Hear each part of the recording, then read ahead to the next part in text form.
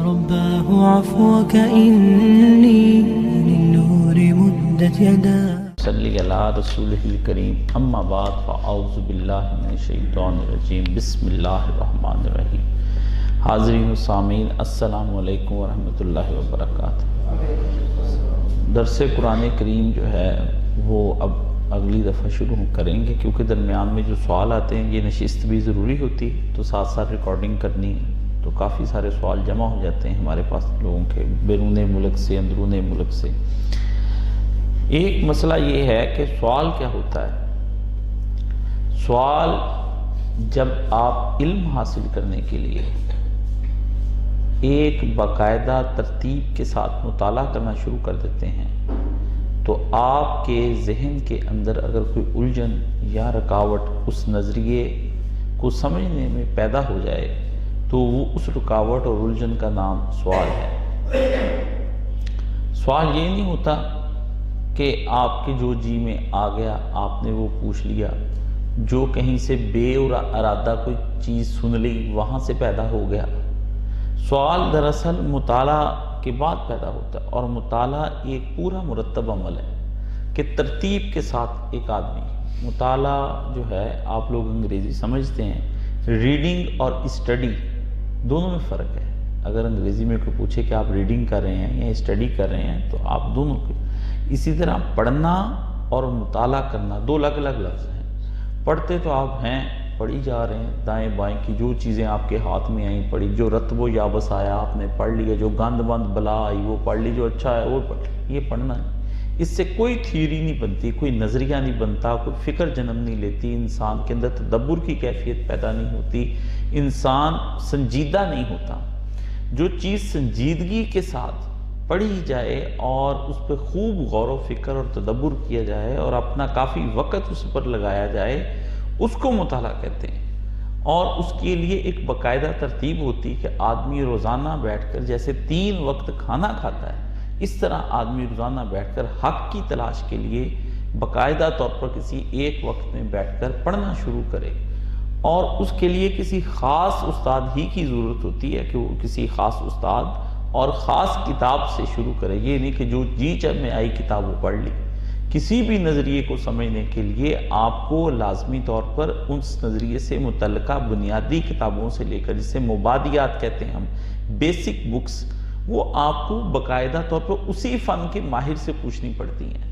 اگر آپ ڈاکٹری پڑھنا چاہتے ہیں، طب پڑھنا چاہتے ہیں، لاء پڑھنا چاہتے ہیں، یعنی کوئی پروفیشن اور کوئی ہنر مند چیز جو آپ کے ہاتھ میں آنا چاہتی تو اس کے لیے باقاعدہ مطالعہ کیا جاتا ہے۔ اگر آپ مطالعہ اپنی مرضی سے کر رہے ہیں اور اپنی مرضی سے کتابیں پڑھ رہے ہیں تو یہ علم حاصل کرنے کا کوئی طریقہ کار نہیں۔ اور اس ایسے سوال کا جواب بھی جو ہے وہ عالموں کو برانگیختہ کر دیتا ہے، اشتعال میں لے آتا ہے کہ یار یہ مجھ سے کیا اوٹ پٹانگ پوچھ رہے ہیں۔ اس لیے عمومی طور پر میرے بارے میں لوگوں کا یہ تاثر ہے کہ میں سوال کرنے پر بڑا غصے میں آ جاتا ہوں، حالانکہ مجھے بلا شبہ کوئی ایسا غصہ نہیں آتا۔ طالب علم مجھ سے جب پوچھتے ہیں اور وہ میرے پاس سے دور دور سے جو پڑھے لکھے لوگ آتے ہیں وہ سوال کرتے ہیں تو آپ ان کو دیکھیں، واللہ میں نے یہ اپنے آپ کو بڑھاتا نہیں ہوں، وہ گھٹنوں کو ہاتھ لگا کر جاتے ہیں، یہ ہاتھوں کو بوسہ دینا چاہ رہے ہوتے ہیں کہ کاشف صاحب ہماری یہ مشکل آپ نے حل کر دی۔ پچھلے دنوں ایک نوجوان مجھ سے ایم فل کے بارے میں پوچھنے کے لیے آئے تو میں نے ان کو بتایا تو کہنے لگے کہ آپ نے تو بیٹھے بیٹھے مجھے سارا ایم فل ہی کرا دیا۔ میرے لیے یہ M phil P H D کرانے کوئی اتنی کوئی بڑی بات نہیں، میں تو چھوٹی سی چیزیں سمجھتا ہوں ان کو۔ بات صرف اتنی ہے میرے عزیزو، مجھے خوشی اس آدمی پر ہوتی ہے جو آدمی باقاعدہ ایک مطالعہ کرتا ہے، حق کی راہ کا متلاشی ہے، اس کے دل میں ایک تڑپ ہے، اپنے رب کو پا لینے کی تڑپ ہے، اس کے دل میں اپنے پیارے نبی علیہ السلام کے نظریات کو سمجھ لینے کی تڑپ ہے۔ وہ سمجھنا چاہتا ہے کہ اس کے رب نے اس کی طرف کیا پیغام بھیجا ہے، وہ سمجھنا چاہتا ہے میرے آقا دو عالم صلی اللہ علیہ وآلہ وسلم نے میرے لیے کیا کیا جو مشکلیں اٹھائیں اور کیا کیا مجھے بتایا، وہ یہ چاہتا ہے۔ مطالعہ کوئی معمولی چیز نہیں ہے، اس لیے جو لوگ یہ مطالعہ نہیں کرتے یا یہ جو لوگ مطالعے کو اہمیت نہیں دیتے وہ کچھ بھی نہیں ہے۔ حضرت علی امیر المومنین نے یہ فرمایا رضی اللہ تعالیٰ عنہ نے، آپ نے فرمایا طالب علم بن، عالم بن، یا ان کے پاس بیٹھنے والا بن، چوتھا نہ بن۔ 3 بن، عالم کے پاس آپ نہیں بیٹھتے، طالب علم آپ نہیں بننا چاہتے، عالم بھی نہیں آپ بننا چاہتے، تو پھر آپ کیا کرنا چاہتے ہیں؟ تو وہ لوگ جو ویڈیو کلپ دیکھ کر کے، اخباریں پڑھ کے اور ادھر ادھر کی چلتی اخباروں کو دیکھ کر کے وہ سوال کرتے ہیں ہم سے، تو ہمیں پھر ان پہ افسوس ہوتا ہے کہ کیا آپ کی زندگی اور کتنے آپ بوڑھے ہو گئے ہیں اور کتنی آپ نے عمریں پا لی ہیں اور کتنی آپ نے ڈگریاں حاصل کر لیں، لیکن ابھی تک آپ کے اندر یہ شعور ہی جنم نہیں لیا ابھی کسی چیز کے لیے مطالعہ کس طرح سے کیا جاتا ہے۔ تو مطالعے کے لیے یہ میں نے پہلے بھی عرض کی تھی کہ ہمارے استاد مرحوم مولانا اسحاق صاحب نے، ہم نے بیٹھ کر ایک نصاب تیار کیا تھا کہ اگر کوئی آدمی باقاعدہ طور پر قرآن مجید کو سمجھنا چاہتا ہے تو اسے چاہیے وہ تفہیم القرآن لے لے مولانا مودودی رحمۃ اللہ علیہ کی۔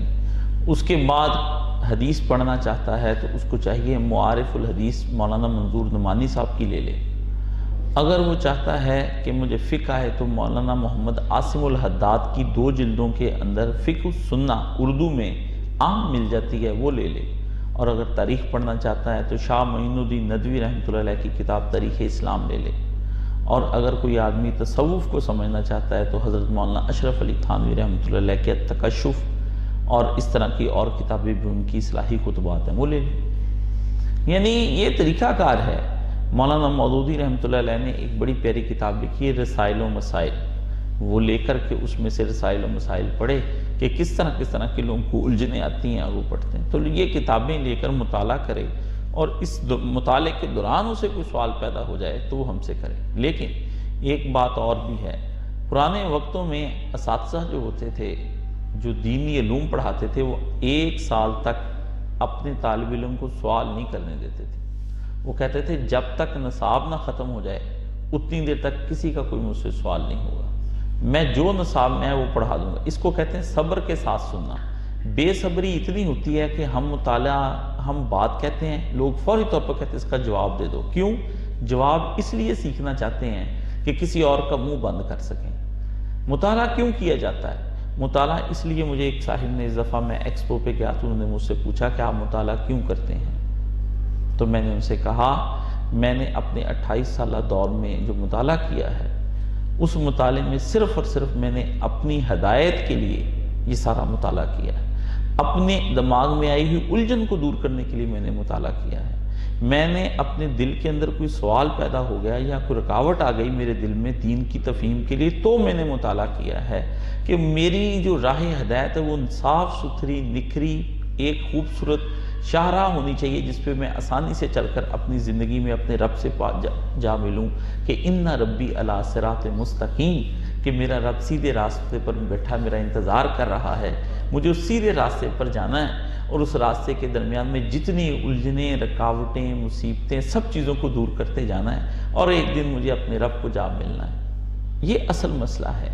ہم لوگ جب مطالعہ کرتے ہی نہیں ہیں اس مقصد کے لیے، اپنے اللہ کو راضی کرنے کے لیے، تو پھر اس کا کوئی نتیجہ صحیح نہیں نکل سکتا۔ مطالعہ کرنے کے بعد پھر جا کر کے آپ کے ذہن میں کوئی سوال پیدا ہوتا ہے تو اس کے لیے ہم حاضر ہیں۔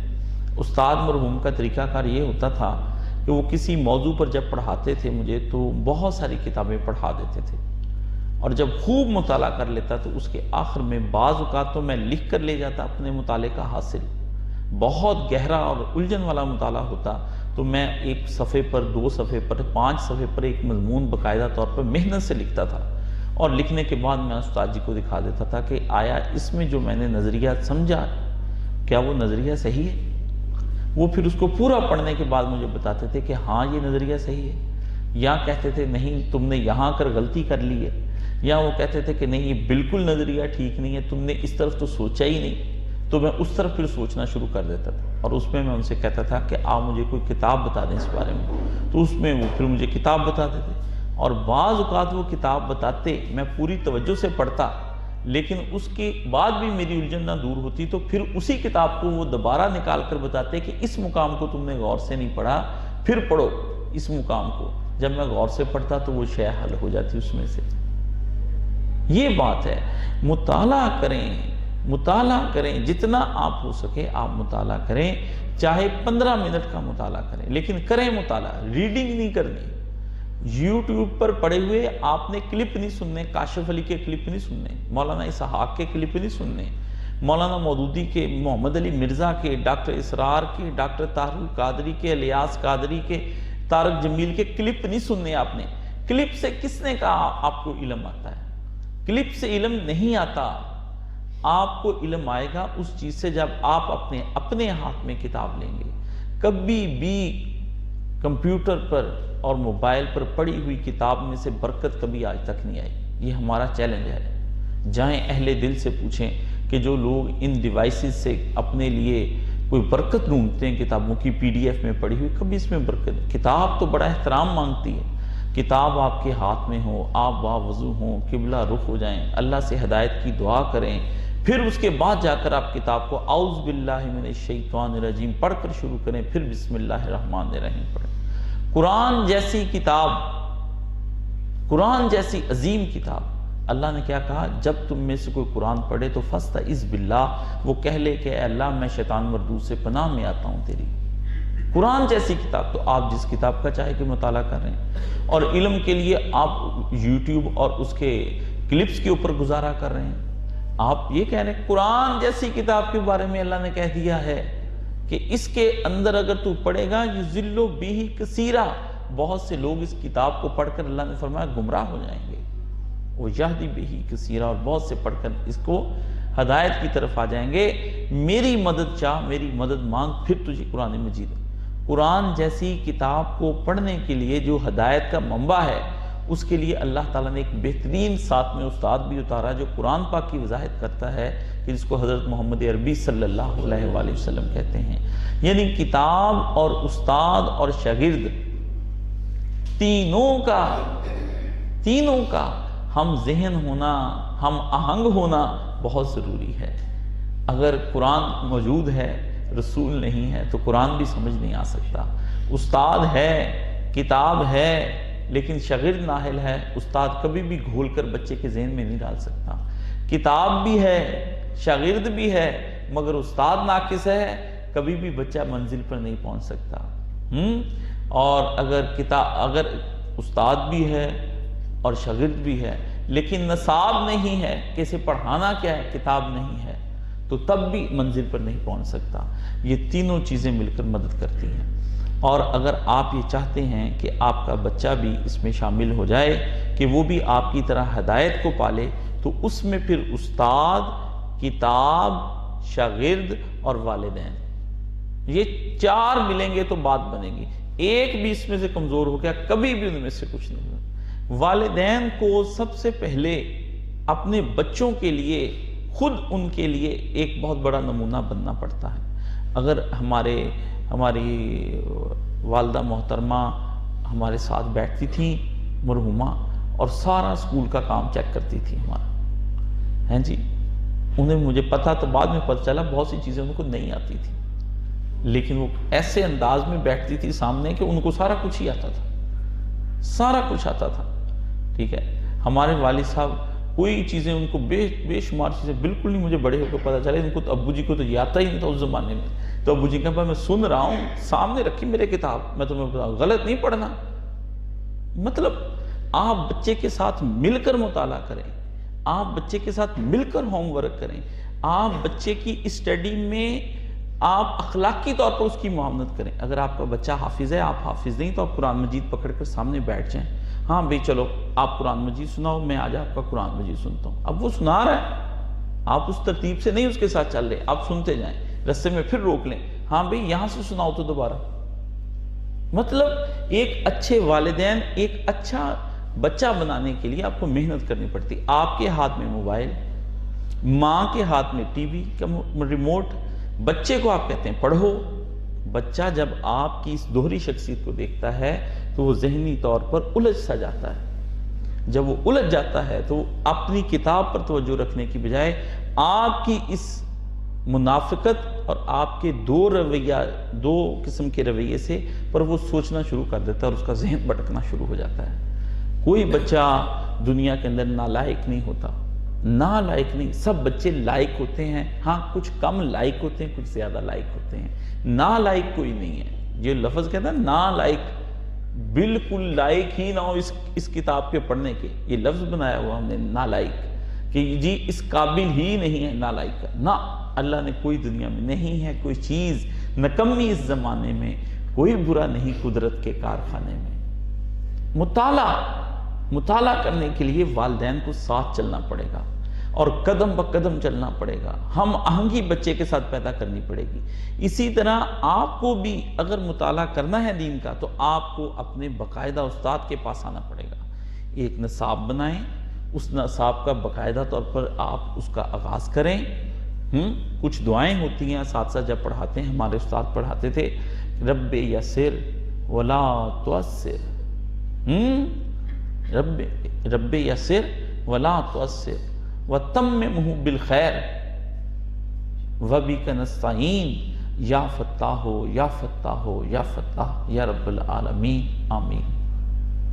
کیسی دعا تھی، اے میرے رب یسر، اس کو میرے لیے آسان فرما دے، ولا تعسر، ہر طرح کی مشکلیں رکاوٹیں اس کتاب کی، اس مطالعے کی، اس ذہن میں آنے والی، ان کو دور فرما دے، وتممہ بالخیر، اور اس کو پایہ تکمیل تک مطالعے کو پہنچانے کی توفیق عطا فرما دے، اور پایہ تکمیل تک جب میں پہنچوں بالخیر تو میں خیر حاصل کر لوں جو تیرے پاس ہے۔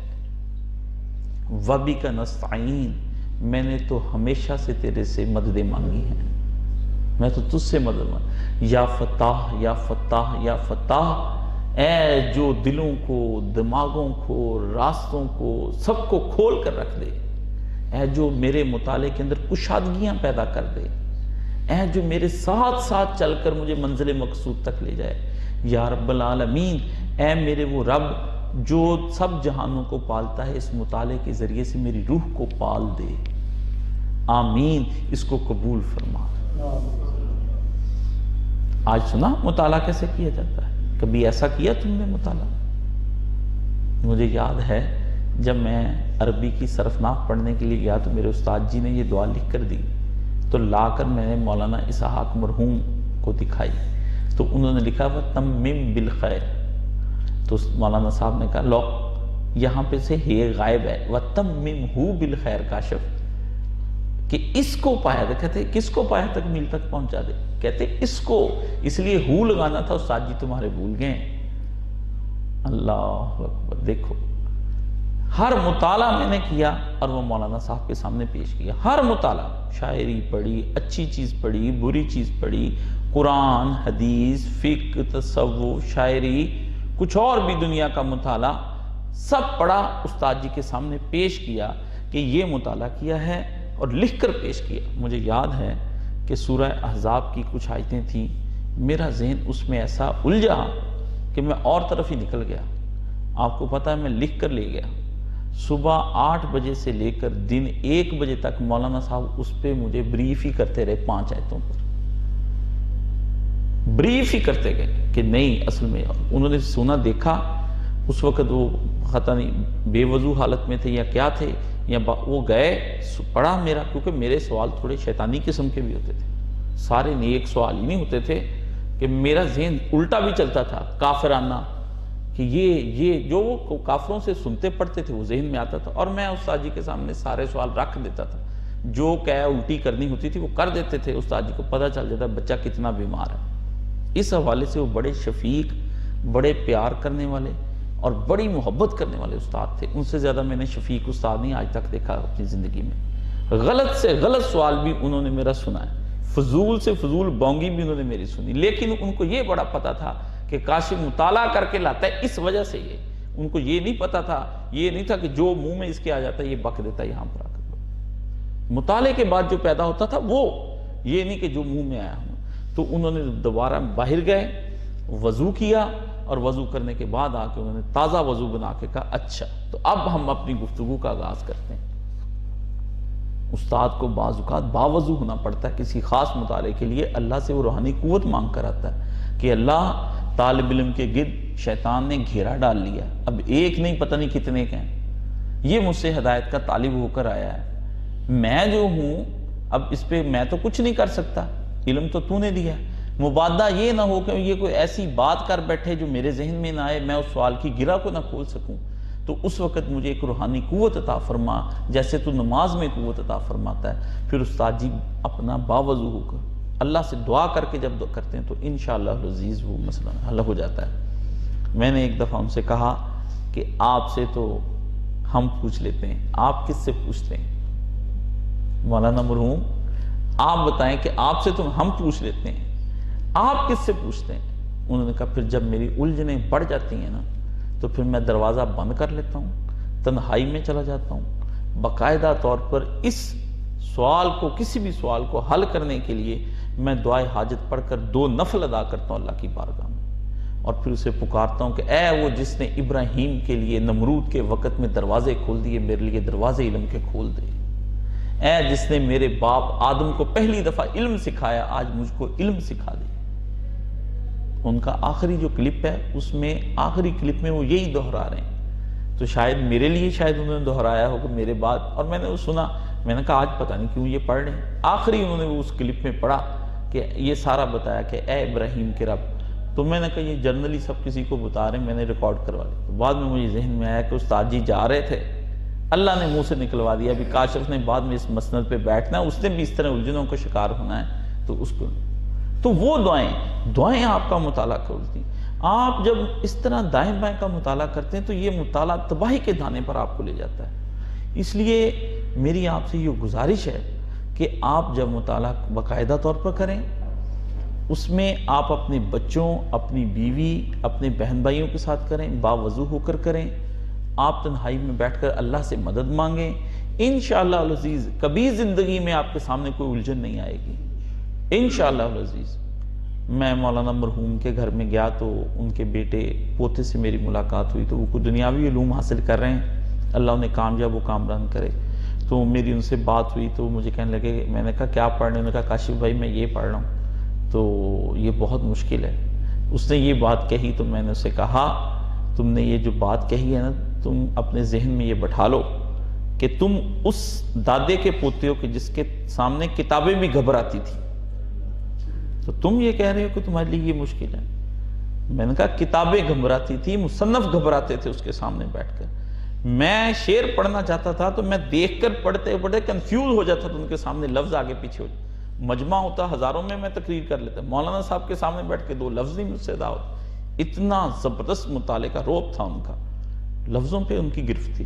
تو جب ہم کتابوں سے ڈر جاتے ہیں، جب ہم موٹی موٹی کتابوں سے پیچھے ہٹ جاتے ہیں، تو دراصل ہم کتابوں سے ڈر رہے ہوتے ہیں، اللہ سے نہیں ڈر رہے ہوتے۔ کتاب کو ہاتھ لگائیں، باقاعدہ طور پر سنجیدہ ہو جائیں، پھر مطالعہ کریں، پھر مطالعہ کر کے مجھ سے آپ سوال کریں، واللہ میں اتنی فرحت کے ساتھ جواب دوں گا کہ اتنی فرحت مجھے کسی دن میں بھی نہ ہوتی ہوگی۔ کوئی اچھی چیز کھانے سے یا اچھا کپڑا پہننے سے فرحت نہیں ہوتی جتنا اچھا، لیکن جب آپ میرے سامنے الجھیں گے، ان پڑھ جاہلوں طرح کا رویہ اختیار کریں گے، آپ نے کبھی اس علم کو دیکھا نہیں ہوگا، کبھی اس کے بارے میں پڑھا نہیں ہوگا، اس موضوع کو کبھی ٹچ نہیں کیا ہوگا، آپ آگے سے بدتمیزی شروع کر دیں گے، پے در پے میرے سوال کے آگے سے سوال کا جواب شروع کر، پھر میرے ہاتھ میں تھپڑ یا ڈنڈا ہوا مار کے اسی وقت نکال دیتا ہوں، بھاگ جاؤ یہاں سے، تم شیطان ہو، تم انسان نہیں ہو۔ پھر جلال آ جاتا ہے استاد جی کو، استاد کیا کرے؟ مولانا مرحوم بعض اوقات میرے سوال کا جواب دینا نہیں پسند کرتے تھے، مجھے پتہ چل جاتا تھا کہ یہ میرے استاد ہیں۔ ابھی مولانا صاحب بڑے کرم ہیں، یہ سوال ہی مجھے کرنا چاہیے تھا، میں نے یہ کیوں کیا؟ تو ایک سوال کا جواب انہوں نے، مجھے یاد ہے ایک آیت کا جواب 6 مہینے نہیں دیا، میں پڑھتا رہا، انہوں نے کہا اور پڑھو اور پڑھو اور پڑھو، اخیر میں ناراض ہی ہو گیا ان سے، میں نے کہا جواب ہی نہیں دیتے مجھے، سب کو دے دیتے، ناراض دلی طور پر ہو گیا نا۔ ایک دن میں گیا اتوار کے روز، میں نے جا کر سلام لیا، کہتے آنا تینوں تیرے سوال دا جواب دے گی۔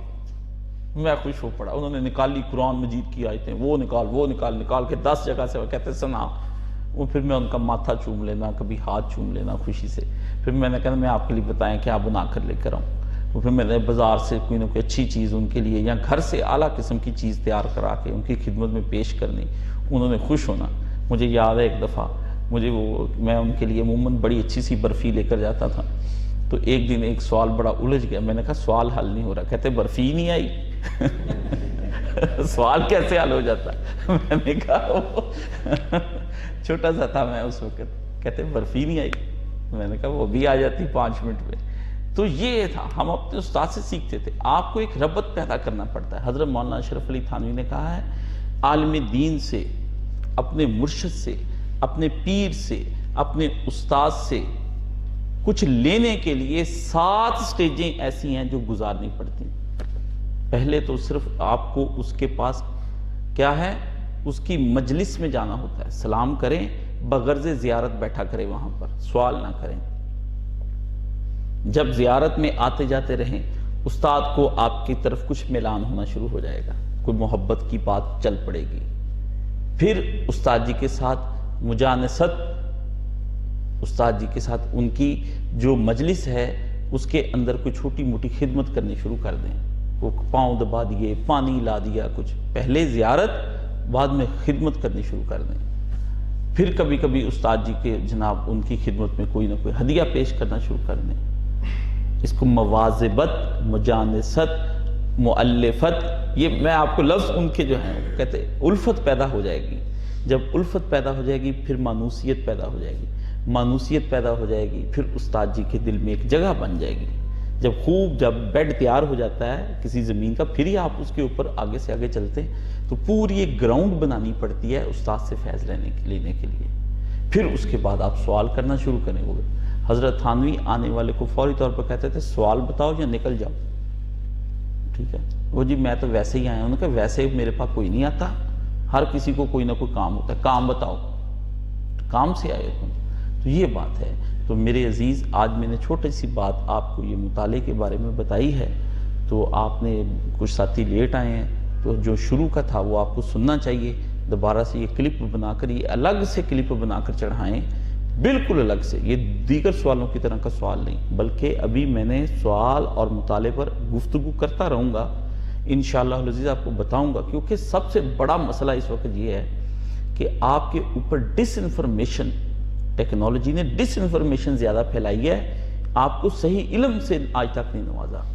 غلط علم، جیسے ضعیف حدیثیں آ گئی نا، ضعیف، متروک اور جھوٹے نظریات آ گئے ہیں، جس کی وجہ سے صدیوں سے ان نظریات کے ہم تابع ہو کر ملوکیت کی وجہ سے آج تک ہم صحیح راستے پر نہیں آ سکے. سارا نظریہ تباہ ہو گیا. یعنی ایک نظریہ حکومت کا ہے. تو یزید نے جو آیتیں پڑھی ہیں امام زین العابدین کے سامنے، اس نے کیا کہا؟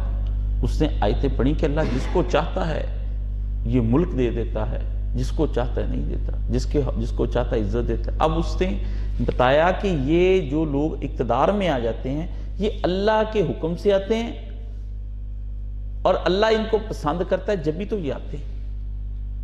ٹھیک ہے. تو امام صاحب نے اس کے سامنے پھر آیات پڑھی کہ ما اصاب مصیبت، اللہ نے بھی کچھ مصیبتیں پہلے سے لکھ رکھی ہوتی ہیں. اگر تم کہتے ہو نا کہ بادشاہت پہلے سے لکھ رکھی ہوتی، تو بعض بادشاہتیں عذاب بھی اور مصیبت بن کے بھی آ جاتی ہیں. بڑے نظریات کی ایک جنگ ہوئی وہاں پر. تو نظریات بدلے گئے شروع سے ہی نا، پہلے دن سے نظریات بدلے. جب ہماری سوچیں، ہمارے نظریات بدل دیے صدیاں لگا کے، اس کے بعد میں آپ کنفیوزڈ ہو کے پھر رہے ہیں. پوری سوسائٹی میری اور آپ کی کنفیوزڈ ہو گئی ہے، جس کے نتیجے میں ہم سب لوگ پریشان ہیں. ہمارے دل پریشان ہیں، ہمارے دماغ پریشان ہیں، ہمارے گھر پریشان ہیں، ہمارا باہر پریشان ہے، ہمارا طرز زندگی پریشان. اس سے ڈپریشن جنم لے رہا ہے. آج کا انسان فرسٹریٹڈ ہے، آج کا انسان تناؤ میں ہے، آج کا انسان سٹریس میں ہے. کیوں؟ اس کے اوپر اتنی سوچیں اس کے اوپر آ گئی ہیں کہ ان سوچوں کی وجہ سے وہ اپسیٹ ہو کے رہ گیا.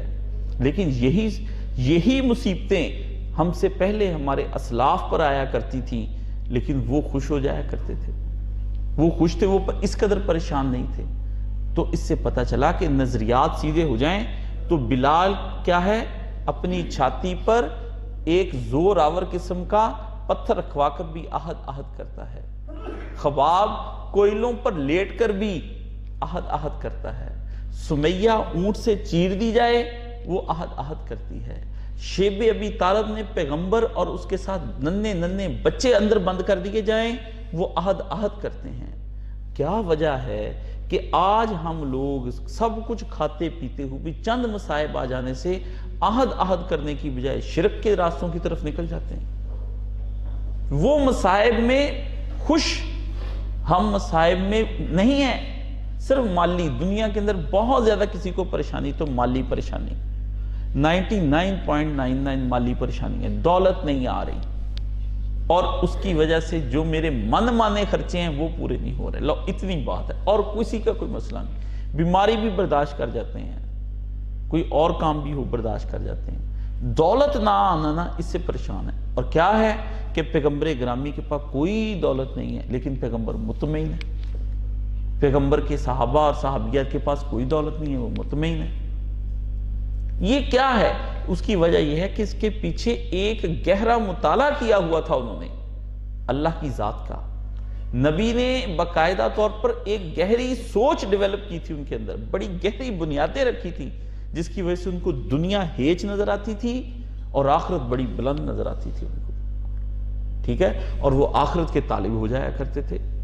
پیارے نبی صلی اللہ علیہ وسلم نے جب حضرت عمر نے روتے ہوئے کہا کہ آپ کیسر و کسرا تو دنیا کے مزے لوٹیں اور آپ ادھر، آپ نے فرمایا بھائی وہ دنیا ہی کے تو مزے لوٹ رہے ہیں، ہم یہ چاہتے ہیں ہم آخرت کے مزے لوٹ لیں. اور کیا نقشہ جو کھینچا ہے جب حضرت عمر گئے، کہا چٹائی کھجور کی بچھی ہوئی تھی، ذرا نقشہ دیکھ لیں. مجھ سے اور آپ سے کلین پر سجدہ نہیں ہوتا. مسجدوں میں اذانیں دی جاتی ہیں کہ آؤ کلینوں پہ سجدے کر لو.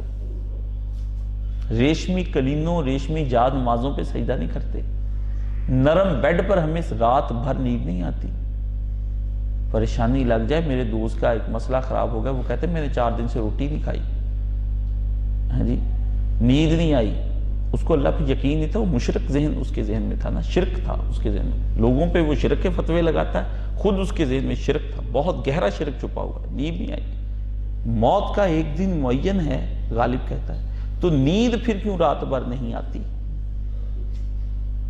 غالب کہتا ہے جب یہ بات سچ ہے اور یہ حقیقت ہے کہ موت کا ایک دن معین ہے، پھر نیند کیوں رات بھر نہیں آتی؟ کیوں نیند نہیں آتی؟ دل بے قرار کیوں ہیں؟ دماغ پریشان کیوں ہیں؟ کیوں؟ ان کے پیچھے وہ حقیقی سوچ نہیں ہے جو نبی محمد عربی صلی اللہ علیہ وسلم نے گہرے مطالعے کے بعد ان کو بتائی. قرآن مجید میں مطالعے کی اہمیت کے بارے میں کیا کہا گیا؟ اے اللہ، ابراہیم علیہ السلام کیا کہتے ہیں؟ اے اللہ، اے ہمارے رب، میری اور اسماعیل کی اولاد میں سے ایک رسول بھیج جو ان کو آ کر مطالعہ کرائے، یعلم الکتاب والحکمہ، اسٹڈی کرائے ان کو. اور کیا والحکمہ؟ اس کتاب کو پڑھیں ہی نہ بلکہ اس کتاب کو ان کی روحوں کے اندر اتار دے. وَيُزَكِّهِمْ، جس کے نتیجے میں پھر ان کے اندر سے جو گند ہے وہ نکل جائے گا اور یہ پاک ہو جائیں گے، پھر اس سے ملنے کے قابل ہوں گے. اللہ سے ملنے کے لیے پہلے آپ کو ایک ڈیپ اسٹڈی کرنی پڑتی ہے اور اس میں اپنی ذاتی رجحان کو دور کرنا پڑتا ہے، پہلے کی بنائی سوچوں کو دور کرنا پڑتا ہے، اپنے معاشرے سے ان سب سے لے دور کرنا پڑتا ہے. یہ جو کہتے ہیں کہ پیر، غلط بات. بہت اچھا نظام تھا، خانقاہی نظام، اقبال بہت چاہتے تھے، لیکن ہوا کیا، جہاں اور جگہوں پہ ڈاکہ پڑ گیا نا. اگر حضرت ابوبکر صدیق کی مسند پر شیطان بیٹھ جائے حکمران بن کر تو ڈاکہ ہی پڑ گیا نا سیاست پر. تو اگر پیر و مرشد شیطان وہاں بیٹھ جائے، وہ لوگوں کو لوٹے، فتوحیں لے، جیب میں پیسے ڈالے، آپ کچھ سے شرک کرائے، تو وہ شیطان بیٹھ گیا تو مرشد رہا ہی نہیں.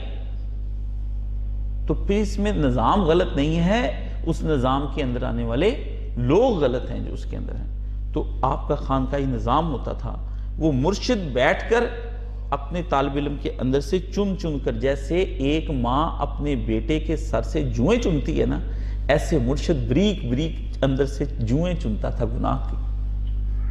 وہ اندر سے نکالتا تھا اس کے ذہن کے شبہات کو، اور اس کو جیسے بچہ اٹھ کے بھاگتا ہے نا تو ماں اسے پکڑ، بیٹھو، ابھی کنگھی بھی پھیرنی ہے، ابھی جوئیں بھی نکالنی، کچھ جوئیں ہیں، کچھ لیکھیں ہیں. یہ ہوتی. آپ کے اندر صبر نام کی چیز نہیں، مرشد کی آنکھ ٹھیک نہیں،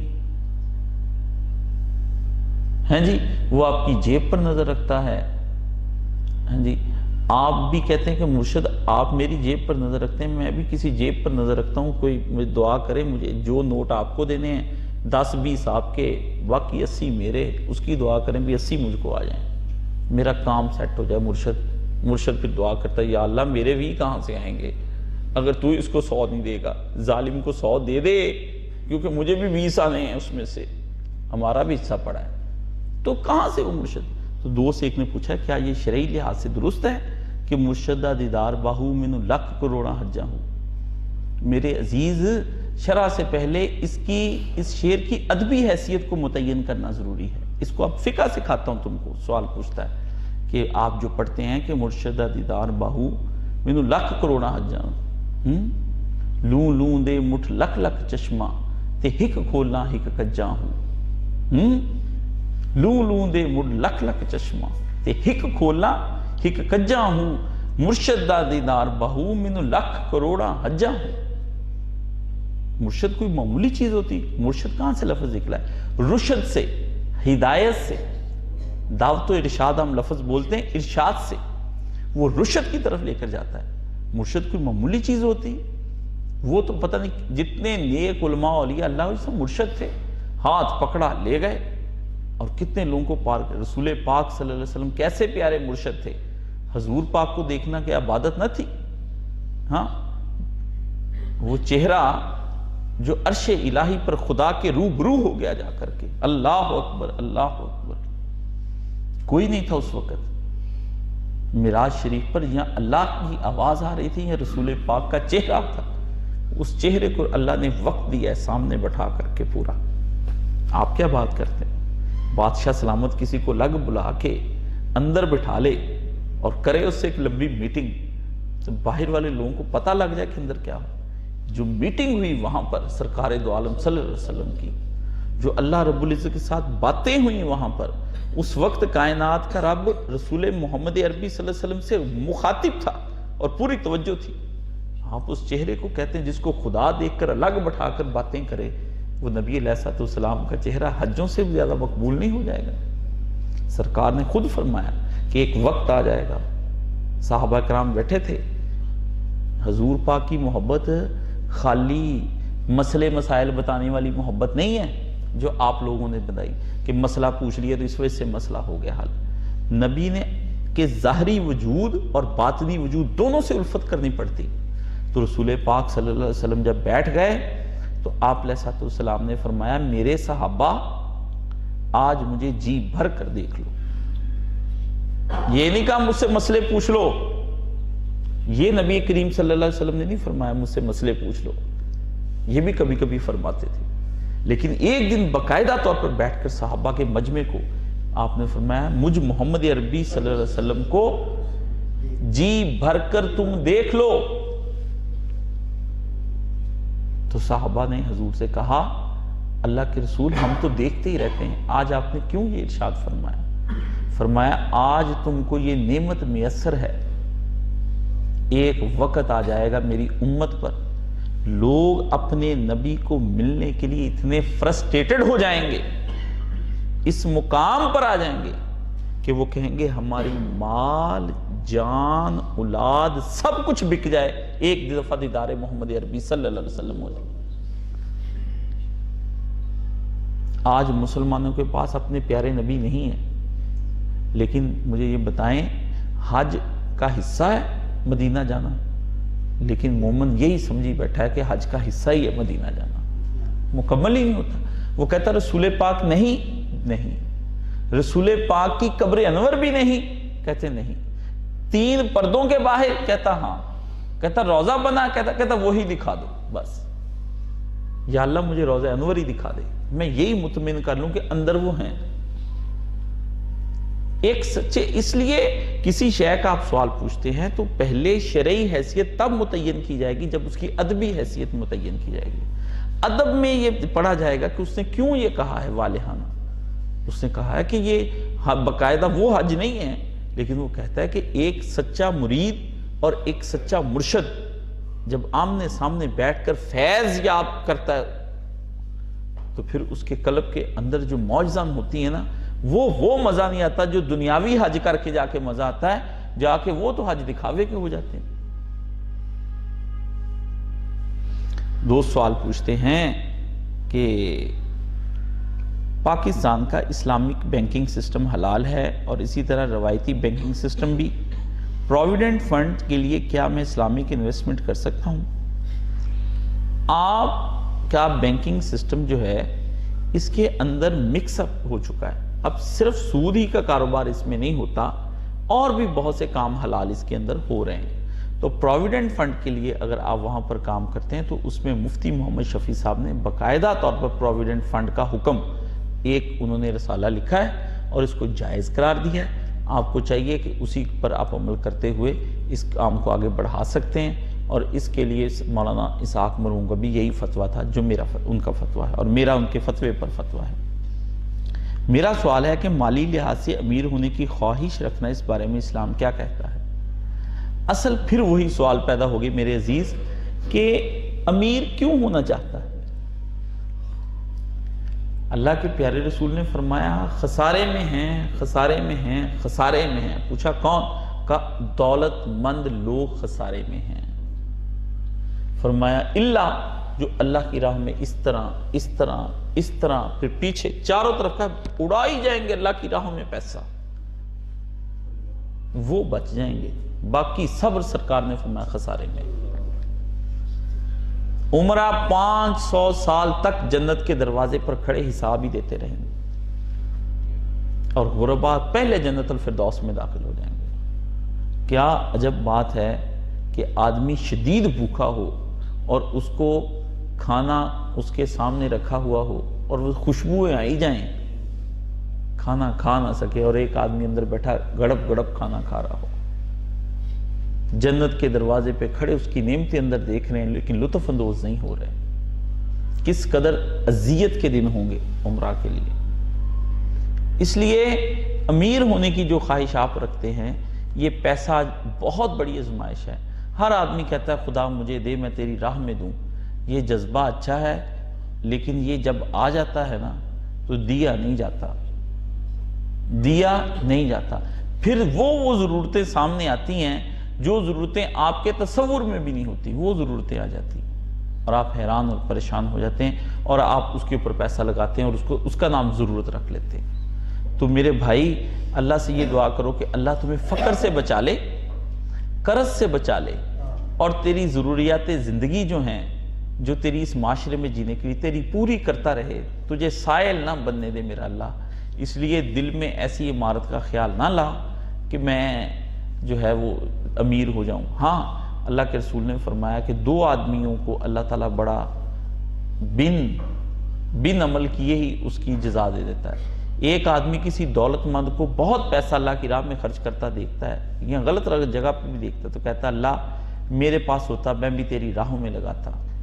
اور ایک وہ جو کہتا ہے کہ کسی عالم دین کی تقریر سن کر کہتا ہے اگر اللہ میرے پاس یہ علم ہوتا میں بھی دین اسی طرح پہنچاتا۔ فرمایا 2 ارادے جب وہ کر لیتا ہے تو اتنا ہی ثواب اس کو بھی مل جاتا ہے۔ اب میرے بھائی نے اگر سوال کے پیچھے اس کا امیر ہونے کا یہ مقصد ہے کہ میں دولت اللہ کی راہ میں خرچ کروں، وہ تو بیٹا تجھے نیت کرتے ہی مل گئی۔ اب تو کہے نہیں ہاتھ بھی آنے چاہیے، وہ تو تیرے نہیں آنے، ٹھیک ہے نا؟ تیری جو اصلی خواہش تھی اگر تو یہ ہے تو وہ تو اللہ نے پوری کر دی ہے۔ اب اگر کوئی اور ہے وہ مجھے بتا تیرے پیچھے اندر کیا چل رہا ہے، کہانی جو اندر کی نا وہ مجھے سنایا کرو، مجھے اوپری کہانی جو ہے نا یہ تو مجھے پسند ہی نہیں ہے، اندر والی کہانی سنایا کرو۔ فرمایا پوچھتے ہیں کہ رسول خدا نے فرمایا کہ مجھے حکم دیا گیا ہے کہ میں اس وقت تک جنگ کروں جب تک لوگ اس بات کا اقرار نہ کر لیں کہ اللہ کے سوا کوئی معبود نہیں، محمد اللہ کے سچے رسول، اور نماز ادا کرنے لگیں، زکوٰۃ دیں۔ جس وقت یہ کرنے لگے مجھ سے اپنی جان کو محفوظ کر لیں گے سوائے اسلام کے حق کے رہا ان کے دل کا تو ان کا حساب اللہ کے ذمہ ہے۔ یہ پیارے نبی صلی اللہ علیہ وسلم نے فرمایا ہے جنگ کرنے کا فرمایا آپ علیہ السلام میں ان سے جنگ کروں۔ جنگ کب کروں؟ جب وہ جنگ کے لیے آمادہ ہو جائیں، جب وہ میرے مخالفت میں اتر آئیں گے تو پھر میں اللہ کے نبی نے فرمایا میں جہاد کروں گا ان سے۔ لیکن اس سے پہلے کا جو جہاد نبی علیہ السلام نے فرمایا ہے کہ میں ان لوگوں کے لیے کیا کروں گا؟ دین پیش کروں گا ان پر، اور دین پیش کرنے کے بعد 3 چیزیں ہوں گی۔ یا وہ ذمی بن کر رہیں گے، ٹیکس دیں گے، یا وہ جنگ کریں گے، یا اسلام لے آئیں گے۔ تو اسلام اگر نہیں لے کر آتے تو ذمی بن کر ہمارے پاس رہیں گے۔ اتنی ہی بات ہے۔ نبی علیہ السلام نے جنگ اس وقت، پیغمبر نے اس کی وضاحت دوسری جگہ کی ہے کہ اس وقت جنگ ہوگی جب وہ پیغمبر کی مخالفت میں اتر آئیں گے، تو پھر ان کے ساتھ تو پیغمبر جنگ کریں گے، باقی ٹھیک ہے۔ السلام علیکم، عید کی نماز پڑھنا فرض ہے؟ اگر نہیں پڑھی جائے تو کوئی وعید ہے؟ بالکل عید کی نماز پڑھنی چاہیے۔ رسول نے تو حیض والی عورتوں کو کہا ہے کہ وہ عید کی نماز نہ پڑھ سکے تو دعا میں آ کر شامل ہوں۔ آپ وعید پوچھتے ہیں؟ نبی علیہ السلام نے کبھی یہ نماز نہیں چھوڑی، عید کی نماز، بلکہ میں نے تو ابو داؤد کی ایک روایت کے مطابق بتایا تھا کہ تو اگلے دن پڑھی گئی جب پہلے دن نہ پڑھی گئی تھی۔ تو یہ اس پہ میں نے باقاعدہ ایک جمعہ ریکارڈ کروایا ہوا ہے، بڑی دیر پہلے جب عید کی نماز پہ بارش ہوئی تھی تو اس وقت میں نے اگلے دن یہ جمعہ پڑھایا تھا۔ السلام علیکم، کتنی اونگ آنے پر وضو ٹوٹ جاتا ہے؟ بندے کو جب سستی کاہلی پڑ جائے نا تو اس کو وضو کے اوپر وضو کرنے کا جو ثواب ملتا ہے نا، آپ اس کی انتہا پوچھ ہی نہیں سکتے مجھے۔ اللہ کہتا ہے بندے کو ضرورت نہیں تھی، لیکن اس نے چاہا کہ بادشاہ کے دربار میں جانا ہے، یار ایک دفعہ وضو دوبارہ تازہ کر لو، ہیں اس چہرے سے، اس جسم سے کوئی سستی نہ کسی قسم کی ہو، ہیں جی۔ یہ تو بھائی مسئلہ فقہ کا نہیں ہے، یہ مسئلہ اندر دل کے معاملے ہیں۔ انسان کا محبوب جو آپ کے کہیں کپڑے پہ ایک آدھ داغ بھی لگ جائے تو اپنے محبوب کے سامنے جاتے ہوئے آپ کو تھوڑا سا محسوس ہوتا ہے، تو جس کی روح اور بدن پر داغ ہوں وہ تھوڑا سی صفائی کر لے تو کچھ حرج نہیں۔ باقی یہ ہے کہ اونگ آ جانے پر، اونگ اس قدر ہو کہ اس کو ہوش حواس ہو تو وہ وضو نہیں کرے گا، یہ ایک فقہ کا مسئلہ ہے۔ لیکن اگر ایسی آ جائے کہ اس کو بے خبری ہو گئی تھی تو جا کر وہ وضو کر کے آئے دوبارہ سے۔ اللہ کے رسول کے سامنے ایک آدمی نے اسی طرح کوئی سستی کا مظاہرہ کیا، پیغمبر نے اسے اٹھایا، کہا جاؤ جا کر وضو کر کے اور منہ دھو کر آؤ، تو اٹھا دیا اللہ کے رسول نے۔ تو اس طرح کی اونگ اور نیند ہے پوری کرنی کرنی۔ رسول خدا نے فرمایا مسلمان کا عمدہ مال بکریاں ہوں گی، جب وہ پہاڑوں کی چوٹیوں پر اور برساتی وادیوں میں اپنے دین کو بچانے کے لیے بھاگ جائے گا، وہ وقت ایک قریب ہے۔ واقعی وہ وقت قریب آ گیا ہے، وہی وقت آ گیا کہ دودھ کی بکریاں لے کر چلا جائے پہاڑوں پر، اپنی بیوی بچوں کو لے کر وہاں زندگی گزارے۔ جو طوفان اور فتنے اب کھڑے ہو گئے ہیں اللہ ہی تعالیٰ اسے مامون اور محفوظ فرما لے۔ یہ واقعی بات ایسی آ گئی ہے، یہ راہبانہ پن نہیں، یہ دین سے بچنا ہے، اپنا دنیا کی آفتوں سے بچنا ہے، ٹھیک ہے نا۔ دین کی طرف سے چاہتا ہے کہ اپنا دین بچانا ہے، کہ میں دین کو بچا کے لے جاؤں۔ تو میرے بھائی اللہ تعالیٰ آپ کو یہ اس بات کی توفیق دے، کیا آپ نے اتنا ایمان پختہ کر لیا کہ اب آپ لے کر جائیں گے؟ جو فجر کی پڑھنے کے لیے مسجد نہیں آتے وہ پہاڑ پہ بکریاں لے کر جائیں گے۔ آپ نے تو 3 دن بکریاں لے جانے کے بعد واپس آ جانا چوتھے دن۔ وہ کہا صاحب ہم وہاں رہے، وہاں تو ٹھنڈی بڑی ہے، گرمی بڑی ہے، آپ کیا باتیں کرتے ہیں؟ وہ ابوذری تھا جو چلا گیا، ہم نے ادھر ہی رہنا ہے، ٹھیک ہے۔ لگاؤ یار متسوبیشی کا پرانا اے سی کڈو، جڑا قائد صاحب نے کیا سی وہ دوبارہ اے سی آن ہو جانا ہے سب۔ تو یہ کچے لوگوں کے کام نہیں ہیں، یہ قدم قدم بلائیں، یہ سواد کوئے جانا، جنہیں زندگی ہو پیاری وہ یہیں سے لوٹ جائیں، جس کو ہو جانو دل عزیز اس کی گلی میں جائے کیوں، غالب نے کہا تھا۔ یہ مسئلے پوچھنے آسان ہیں، عمل کرنے بڑے مشکل ہیں۔ یہاں برادری ایک دبکہ مارتی ہے، مہندی بھی کرنی پڑتی، مائیوں بھی کرنی پڑتی، پھر اس کے لیے کہتے ہیں ایک دن پہلے ہم نے درس قرآن رکھ لیے۔ لو اہل حدیثوں نے نئے کام شروع کیے ہوئے ہیں۔ یہ بھی ان کو دیکھو نا، بریلوی کرتے ہیں مہندی، وہ جو دوسرے کرتے ہیں وہ آگے اور اچھے جو تھوڑے سے بریلوی نیک ہو جاتے ہیں وہ میلاد شریف پہلے دن سب نے کرنا ہے کچھ نہ کچھ، ٹھیک ہے نا۔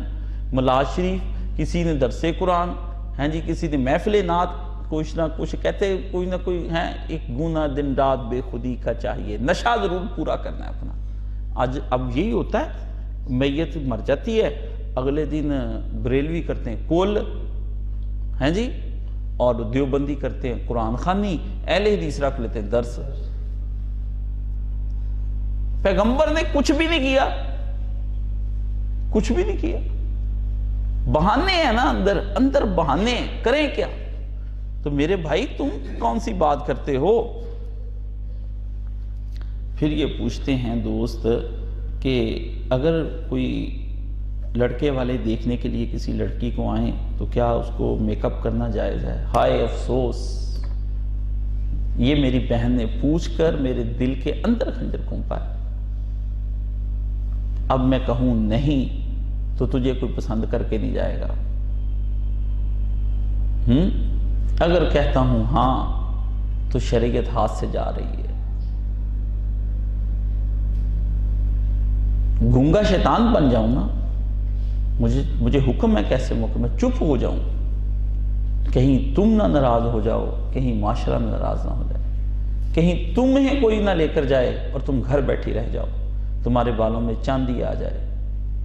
میرے بڑے بڑے نیک گھروں کی بڑی بڑی ریکوائرمنٹس ہیں، میرے بڑے بڑے متقیوں کی بڑی بڑی ریکوائرمنٹس ہیں، میری باشرع اور حجاب والے نیک متقی متدین گھروں کی بڑی بڑی ریکوائرمنٹس ہیں۔ ان کے بیٹوں کے بڑے بڑے خواب ہیں، ان کے بیٹے اپنے باپ کو دھوکہ دیتے ہیں دین کا، میں نے دیکھے ہیں۔ وہ کہتے ہیں ابا جی میرے لیے کیا لے کر آ رہے ہیں؟ کاشف بھائی ان کو سمجھائیں یہ لڑکی میرے سے نہیں چل سکتی۔ میں ان کے باپوں کو باشرع بیٹے لمبی لمبی داڑھیوں والے میں بہانے سے سمجھاتا ہوں کہ آپ وہاں نہ کریں اس کی شادی۔ میری بہن تو مظلوم ہے۔ یہ ایک دن پہلے مجھے ایک سکول کا دورہ کرنا تھا، اچانک سے ایک میری بہن سامنے آ گئی میرے، تو میں ایک دم بھجکا سا رہ گیا، کیونکہ وہ ایک سکول کی کینٹین پر کھڑی تھی اور نان اور ٹکی بیچ رہی تھی بن سنور کر۔ کس نے بکوائی اس سے نان ٹکی؟ بنا سنوار کر کے، اور اس سکول کے مالک کی اتنی لمبی داڑھی تھی، اتنی لمبی داڑھی تھی، اور لڑکیاں جوان لڑکوں کو کلاسوں میں جوان لڑکیاں پڑھا رہی تھیں۔ ہائے علم بڑھ رہا ہے محمد عربی صلی اللہ علیہ وسلم کے نام پر، بیٹیاں بکتی ہیں گاجر مولی پیاز کی طرح، جیسے سبزی ڈھونڈ ڈھونڈ کر دیکھتے ہو نا کہ یہ سبزی کھری ہے یہ نہیں، ایسے بیٹیوں کو دیکھتے ہو۔ تم نے لڑکوں کو خوبصورت حسینائیں اس قدر دکھا دی ہیں کہ ان کی نگاہ میں اب لڑکیاں جچتی ہی نہیں ہیں۔ تم نے لڑکیوں کو اس قدر خوبصورت مرد دکھا دیے ہیں کہ اب ان کی نگاہوں میں متدین نیک داڑھی والے اچھے جچتے ہی نہیں ہیں۔ تم نے گاڑیاں کوٹھیاں اس قدر دکھا دی ہیں کہ لڑکی غریب لڑکے سے اور لڑکا غریب آدمی کی بیٹی سے شادی کرنا ہی نہیں چاہتا ہے۔ تمہیں کیا پتا، کہتے مولوی ٹی وی کے خلاف ہیں، سیکولر لبرل، میرے سامنے آؤ، معاشرے برباد کر کے پوچھتے ہو۔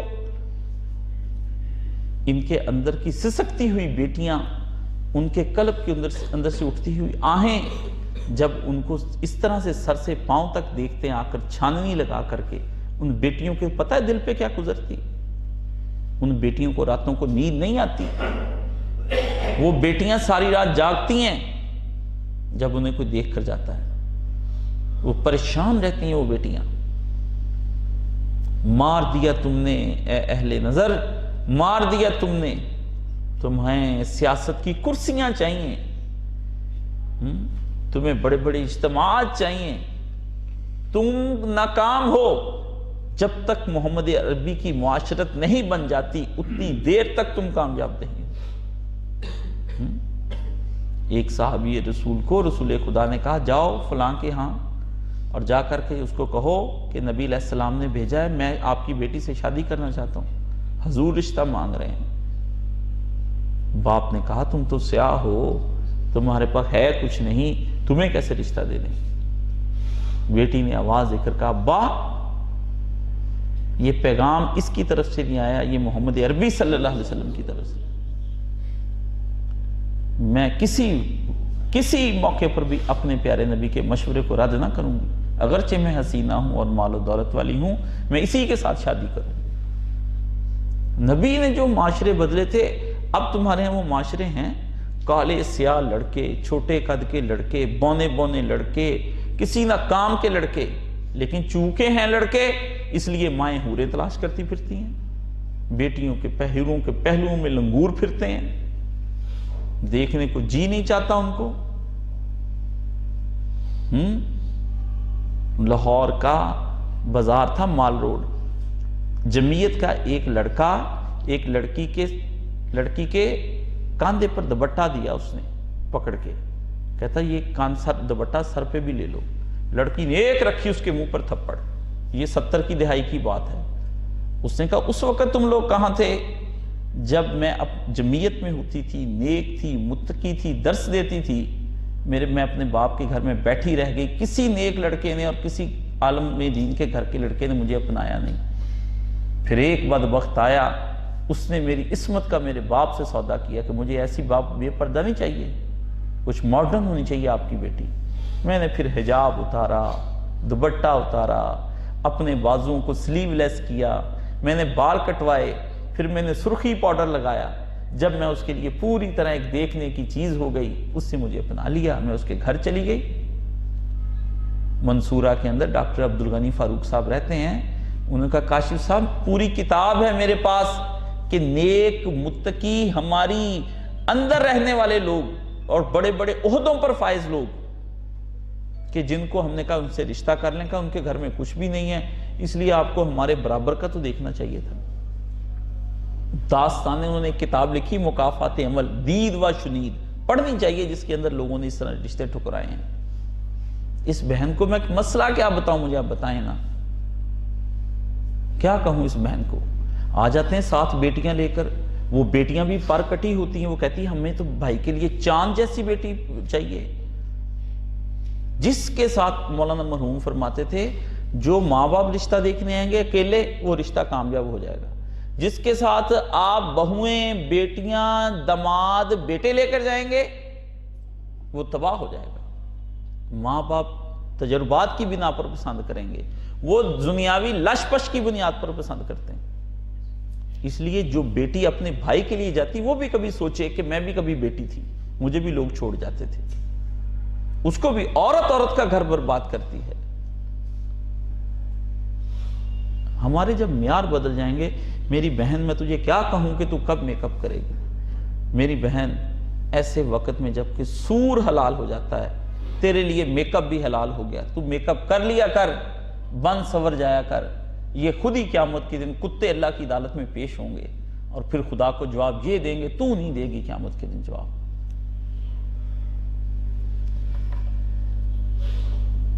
کیا کوئی شخص عید کی نماز اکیلے ادا کر سکتا ہے؟ اگر کر سکتا ہے تو کیسے؟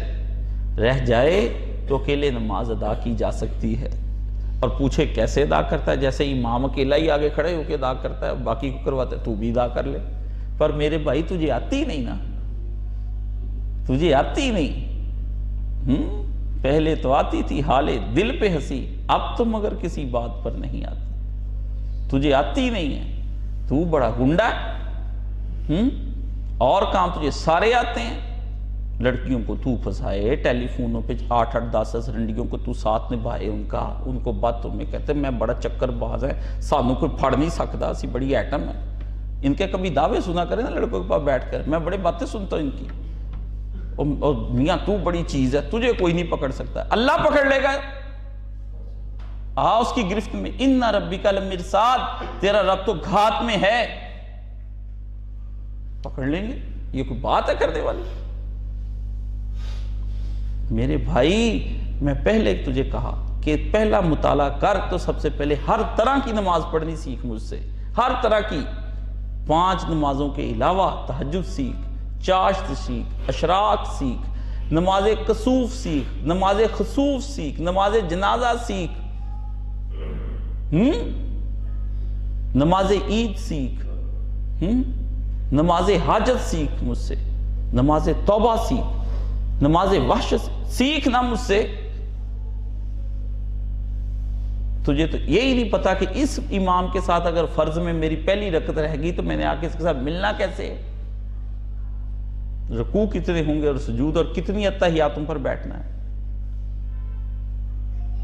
تو میرے عزیز یہ باتیں جو تم سوال پوچھتے ہو نا، تمہارے اندر کے سوال بتاتے ہیں کہ اندر چل کیا رہا ہے، تمہارے اندر کیا چل رہا ہے۔ اس لیے لوگ مجھ سے کہتے ہیں، میں نے کہا میرا مسئلہ فقہ نہیں ہے، فقہ پہ تو اتنی کتاب ہے، یہ بھری پڑی میرے پاس کتنا بڑا مرکز ہے، لاکھوں روپے کی 50 60 70 لاکھ کی یہ کتابیں یہاں پڑی ہیں۔ یہ مسئلہ نہیں ہے، مسئلہ تیرے دل کی دنیا کا ہے، سبب کچھ اور ہے جس کو تو خود جانتا ہے۔ اقبال نے کہا زوال بندہ مومن بے زری سے نہیں، مومن جو ڈوب گیا مر گیا نا، پیسے نہ ہونے کی وجہ سے نہیں مرا، سبب کچھ اور ہے۔ کل ہی 9 نومبر گزری، سبب کچھ اور ہے جس کو تو خود جانتا ہے۔ اقبال نے کہا اندر سے جانتا تھا۔ تو میرے عزیز، اللہ تعالیٰ آپ سب کو خیریت سے رکھے۔ وآخر دعوانا الحمدللہ رب العالمین، سبحان اللہ والحمدللہ ولا الہ الا واللہ اکبر ولا حول ولا قوة الا باللہ العلی العظیم۔ اللہم صلی علی محمد وعلی آل محمد کما صلیت علی ابراہیم وعلی آل ابراہیم انکا حمید مجید۔ اللہم بارک علی محمد وعلی آل محمد کما بارکت علی ابراہیم وعلی آل ابراہیم انکا حمید مجید۔ الہی، ہم جو سوال سنتے ہیں ان کو ہمارے جوابوں کو دل و دماغ میں بٹھانے کی توفیق عطا فرما۔ یا اللہ، ہم کو دین کا سچا فہم عطا فرما، ہم کو دین کا صحیح مطالعہ کرنے کی توفیق عطا فرما، ہمیں ایک سچا مسلمان بننے کی توفیق عطا فرما۔ اللہ، تو اپنی رحمت کرنے والا ہے، میں تیرے لیے اپنے دل کے دروازوں کو کھول دینے کی توفیق مانگتا ہوں، ان کو راہ ہدایت پر رکھنے کی توفیق مانگتا ہوں۔ مجھے اپنا ہاتھ میرا پکڑ کے مجھے راہ ہدایت پر چلا، جہاں کہیں گر جوں مجھے پکڑ لے، جہاں کہیں پھسل جوں مجھ کو اٹھا لے، اور مجھے پکڑ کر چلاتا ہوا جنت الفردوس میں داخل فرما۔ اللہ، مجھے اپنی اولاد کے لیے اچھا استاد، اچھا باپ، اچھا بھائی، اچھا بیٹا بننے کی توفیق عطا فرما۔ اللہ، مجھے اپنے اہل خانہ کے ساتھ اپنے دین کے مطالعہ کرنے کی توفیق عطا فرما۔ یا اللہ، میں جو اس وقت پوری دنیا کی دولت کو اکٹھا کر کے کھا جانے چاہتا ہوں، اللہ مجھے اس پہ صبر عطا فرما۔ اللہ، اس سے پہلے کہ قبر کی مٹی میرے پیٹ کو بھر دے، اللہ اس سے پہلے میرے دل کو دنیا کی دولت سے بھر دے۔ اللہ، دنیا کی دولت سے میرے دل کو دور کر دے۔ اللہ، اس کے اندر نور بھر دے، اس کے اندر اپنی چاہت بھر دے، اپنے نبی کی محبت بھر دے، اپنے دین اسلام کی تڑپ بھر دے، اپنی قبر کوئی منزلوں کو آسان کرنے کے لیے اپنی ہدایت اور نور اور قرآن کو بھر دے، پیارے نبی کی دعاؤں سے میرے دل کو لبریز کر دے۔ اللہ، ایسا استغنا عطا فرما، ایسا غنا عطا فرما کہ دنیا کی دولتوں سے میں منہ موڑ لوں۔ فارز، تو نے اپنے پیغمبر کو کہا پیغمبر منہ موڑ لے۔ اللہ، میں منہ موڑنا چاہتا ہوں، میرا منہ موڑ دے دنیا کی دولت سے۔ اللہ، بس اپنی لوگ اور محبت عطا فرما، اپنے لوگوں سے جو تیز سے محبت کرنے والے ان کی محبت عطا فرما، اپنے دین کی محبت عطا فرما۔ اس محبت کے صدقے میں حسن خاتمہ عطا فرما، خاتمہ بالخیر عطا فرما، مرتے وقت کلمہ شریف فرما۔ مجھے لینے کے لیے جو فرشتے ہیں اللہ، وہ جنتی کے لیے ہوں، وہ فرشتے لے کر آ۔ میرے لیے جو سامان جانے کا ہو وہ خوشبودار رومال ہو، وہ خوشبودار رومال مجھ کو عطا فرما۔ اللہ، میرے ساتھ ہمیشہ شفقت اور رحمت کا معاملہ فرمانا، کرم اور فضل کا معاملہ فرمانا۔ اس دنیا کی اچھی اچھی نعمتیں مجھ کو عطا فرما دے، آخرت کی بھی ساری اچھی نعمتیں مجھ کو عطا فرما۔ اللہ، اس دنیا میں میرا حاجت پوری کرنے والا اور مشکل کشا بن جا، میری مصیبتیں دور کرنے دو، اور میرا مولا، میرا آقا، میرا مددگار بن جا۔ حسبنا اللہ نعم الوکیل و نعم المولا و نعم النصیر، اس دنیا اور دنیا میں بن جا، اس دنیا اور دنیا کی منزلیں پوری کروا۔ جو حاجتیں تھی مانگ لی، جو نہیں یاد وہ تو ہی پورا کرنے والا۔ ہر خیر دے دے جو آقا دو عالم صلی اللہ علیہ وسلم کو عطا فرمایا، ہر وہ شر سے بچا لے جسے میرے آقا کو بچا لیا۔ وصلی اللہ تعالی علی حبیب خیر خلق محمد وآلہ وصحبہ اجمعین برحمتک یا رباه عفوك إني للنور مدت يداي، نزعت أسرار قلبي وجئت ألقي أسايا. رباه عفوك إني للنور مدت يداي، نزعت أسرار قلبي وجئت ألقي أسايا.